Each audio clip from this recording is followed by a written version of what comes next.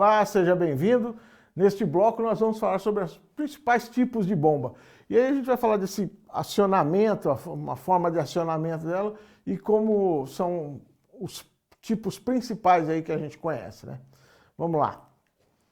Então, as bombas aqui podem ser consideradas como qualquer engenho explosivo ou incendiário, né? Capaz de explodir ou incendiar-se aqui mediante o recebimento de um estímulo externo apropriado, que é aquilo que nós falamos que vai montar o artefato explosivo, né? Toda aquela cadeia. Então você tem que ter um iniciante ali.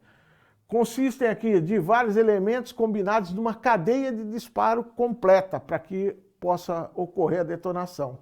Então, com o iniciador, que aí pode ser uma espoleta ou pode ser um pavio, como a gente falou o pavio ali para poder ser acionado, né? E aí acionar uma carga explosiva. Então, principal aqui, que é no caso aqui um alto explosivo ou um baixo explosivo, dependendo da velocidade com que esse material se queima, né? E aí um interruptor, né? Que é o caso de bombas terroristas, normalmente é encoberto por disfarces, né? Que aí você tem um acionador aqui, né? No caso aqui, um interruptor. Então aqui alguns exemplos que vocês estão vendo, no caso aqui de um botijão de gás aqui do lado, né? Com um acionador aqui, que aí essa carga vai acabar explodindo aqui e pegando fogo também no botijão e tudo mais. Esse outro aqui, ele já tem aqui, olha, a parte aqui do acionador, né? Para poder colocar fogo aqui nesse pavio e fazer a detonação.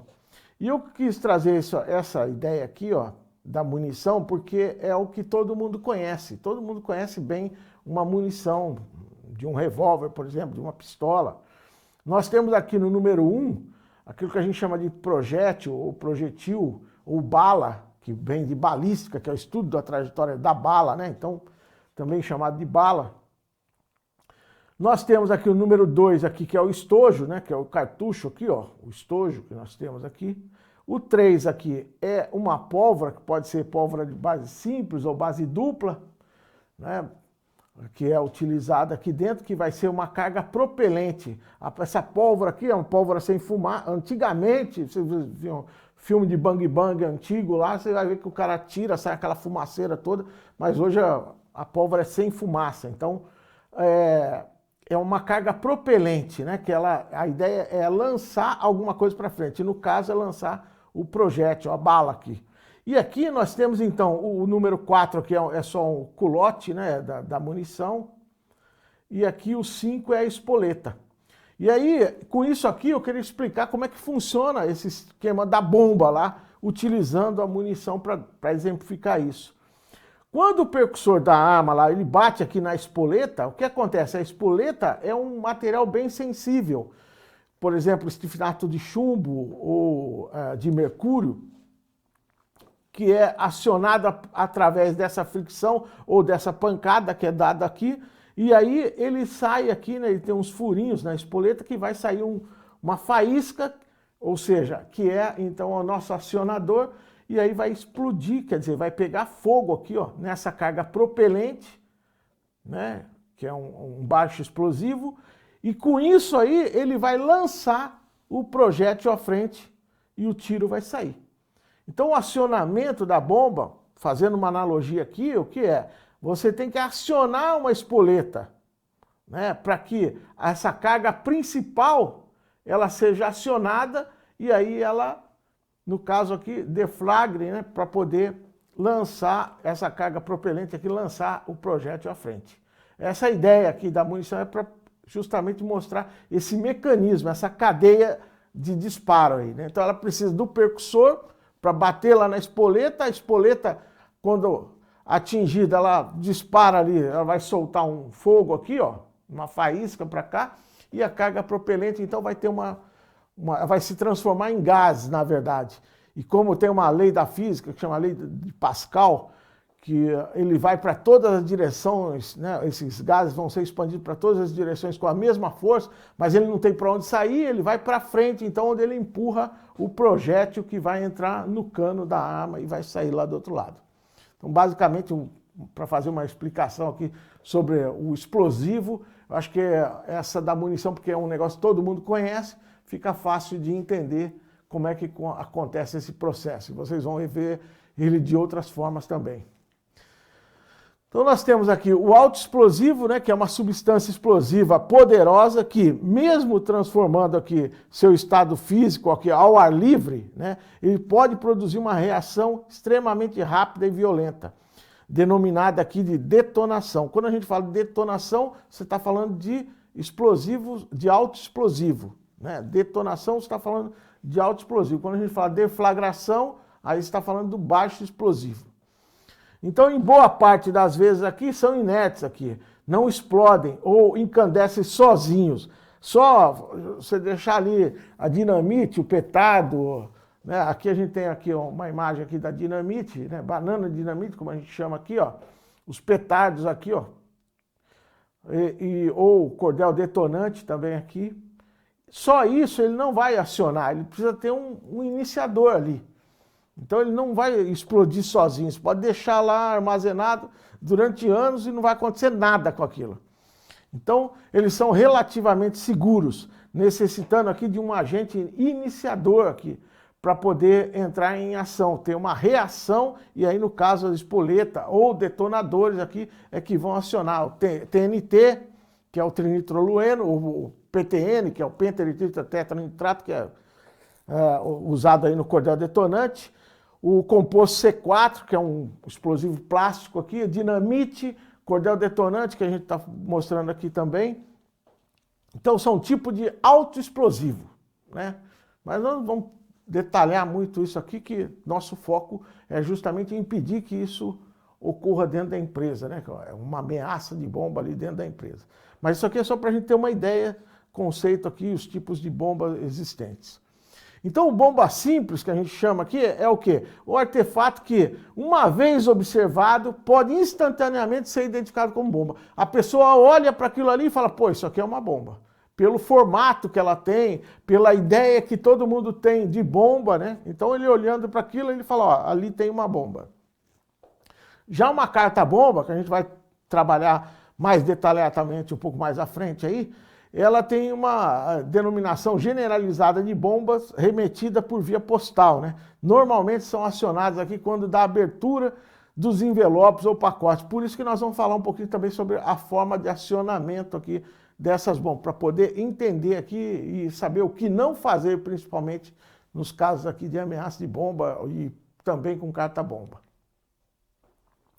Um baixo explosivo, então a diferença é que a substância dele, de baixo poder como explosivo, né, eles passam do estado sólido para o gasoso em uma certa lentidão. Então ela tem uma velocidade abaixo da velocidade do som, que é subsônica, né? Já o autoexplosivo é supersônica, tem uma velocidade maior do que a velocidade do som, por isso que é chamado de autoexplosivo.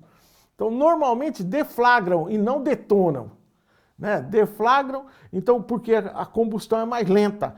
Então, quando confinados, sendo empregados principalmente nas cargas de propulsão de projéteis, que é o caso da munição que nós falamos ali. Então, ele usa na propulsão, por isso chama carga propelente, né, para poder mandar o projeto para frente. Então, nos rastilhos para estopim, que é o caso do estopim que a gente mostrou também, que tem pólvora por dentro dele.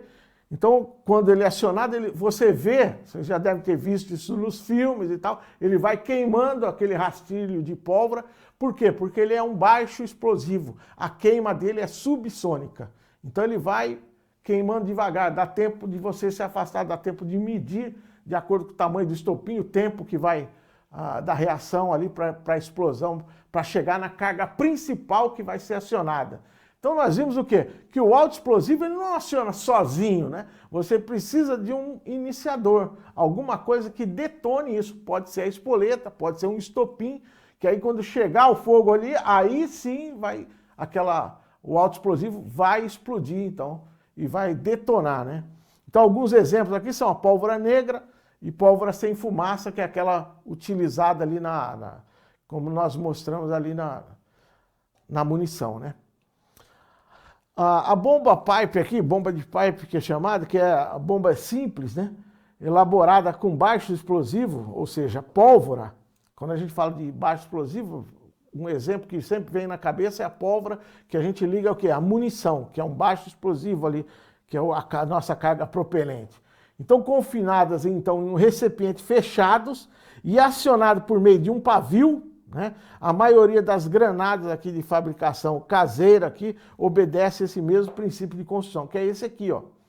Então, o chamado aqui pipe bomb, que é um tubo, na verdade, que é inserido ali pólvoras dentro dele, e ele, como ele fica confinado, ele tem essa explosão, ele tem essa queima, essa detonação, a deflagração ali dentro, que vai, então, por ele estar fechado num lugar, ele vai ter essa expansão, que é o que acontece com a munição. Por isso eu usei o exemplo da munição para poder explicar isso. E aí você pode colocar outras coisas, como pregos e coisa e tal dentro, que vai espalhar, que vai ser os estilhaços desse tipo de granada caseira, né? Que é um tipo comum aqui de granada caseira. A dinamite, por exemplo, já é um explosivo comercial, é sólido e sintético, né? Ele é empregado em ações de demolição. Embora esse uso aqui seja controlado pelo Ministério da Defesa, né, é de obtenção relativamente fácil pela grande disponibilidade no meio civil, porque é usado em pedreiras, em outras situações aí de túneis e tudo mais. E nós vemos que é fácil o marginal conseguir também acesso a isso, porque ele usa essa dinamite, por exemplo, para estourar o caixa eletrônico. Então, ele utilizando esse tipo de explosivo para poder detonar, né? E aí, como ele é um alto explosivo, ele detona, ou seja, ele tem uma queima ali supersônica, né? Acima da velocidade do som. Então, ele tem uma queima rápida e a queima vai gerando gases, vai fazer o quê? Esses gases aumentam de volume. É isso que vai fazer a explosão, né? São aquele deslocamento de ar com uma velocidade tão grande que ele pode derrubar uma parede, pode derrubar um prédio, né? Depende da quantidade que tiver, mas é esse deslocamento do ar ali é que vai fazer essa ação. E quando esse deslocamento do ar é utilizado também junto com o material da bomba, como a gente viu do pipe bomb lá, dentro daquele tubo ali, por exemplo, se colocar pregos, por exemplo, você vai ter o estilhaçamento. Então, os gases, né, aumentando de volume, que ele era um volume sólido, e a queima é tão rápida que tem uma detonação, e aí ele se transforma em gás e espalha isso com uma força violenta. E se tiver estilhaços juntos ali, ele vai espalhar esse estilhaço aí, que é utilizado em granadas e em algumas bombas caseiras também. Muito bem, então,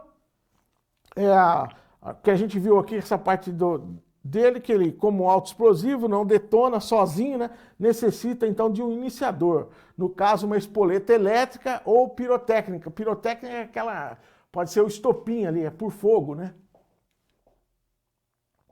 Já uma bomba relógio é um outro tipo de artefato aqui, né? Cuja detonação se dá por meio de um temporizador, que pode tanto aqui... pode ser aqui mecanismo de relojaria ou um timer aqui eletrônico. A vantagem do emprego de tais bombas é a de permitir que o criminoso se coloque em segurança muito antes da explosão, né? Então ele pode regular o tempo que isso vai explodir e ele pode ir embora, né? Então ele pode ser regulado aqui em períodos de 12 horas, quando empregado aqui relógios mecânicos, né? Ou até com semanas de antecedentes com o uso de aparelhos, programação por tempos eletrônicos. Então, a bomba relógio, que a gente sempre ouve falar, ela tem um reloginho ali, pode ser um relógio digital, um relógio mecânico ali, acionado, e que em determinado momento ele vai acionar ali, através do sistema dele, para acionar uma carga explosiva, uma carga principal, e aí vai ter a explosão, né? Ele vai acionar uma espoleta que vai acionar a carga principal. E as bombas disfarçadas, nós vamos falar mais disso aí, que tem bastante exemplos aí para a gente mostrar aqui, né? Então são artefatos que não podem ser identificados como bombas, por meio da simples observação, só de você ver ali, você fala, aquilo é uma bomba. E não é. Há necessidade de exame cuidadoso para se chegar a uma conclusão, né? Como, por exemplo, aqui o emprego de raio-x, análise de vapores, né, desprendidos ali dos explosivos, que eles têm um cheiro característico ali, estetoscópio para poder ouvir isso, né? Eletrônico, detecção de partículas metálicas, etc. Aí você tem alguns sistemas para poder identificar isso. Mas a ideia aqui, o que era? Mostrar como é que a bomba funciona, para você entender um pouco disso, né? E a gente poder ter uma definição clara do explosivo. Não temos nenhuma intenção de mostrar como é que se desmonta a bomba, ou coisas desse tipo aí, que isso aí só ocorre em filmes, viu? Na realidade, a coisa é bem diferente. Muito bem, aguardo vocês aí no próximo bloco. Até lá!